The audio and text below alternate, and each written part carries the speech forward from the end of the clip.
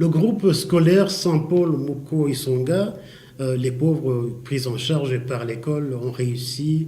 Les parents des élèves de l'école secondaire Saint-Paul Moko Isonga remercient la direction de l'école d'avoir offert aux enfants défavorisés la possibilité d'étudier gratuitement.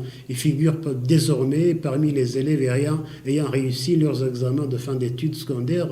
Ils remercient également Dieu de les avoir aidés à rétribuer la générosité de l'établissement qui les a accueillis et qui leur a montré que tout était possible alors qu'ils pensaient n'avoir qu'une chance de poursuivre leurs études. Ces enfants ont déclaré au micro de Pachis TV lors d'une fête organisée par les parents pour remercier l'école et leurs enfants pour leurs excellents résultats aux examens de fin d'études primaires et secondaires.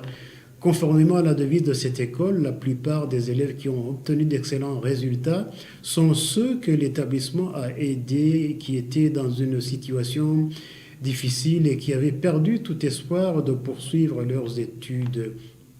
Muhire Wilson a eu 90.6 et Biomuhore Moussa 91.6. Ils remercient l'école et les autres qui les ont aidés à étudier. Les parents de ces enfants remercient également la direction de l'école pour avoir pris soin de leurs enfants, car certains avaient abandonné l'école, d'autres étaient en échec scolaire et n'avaient pas la possibilité d'aller à l'école. Cette école les a accueillis et leur a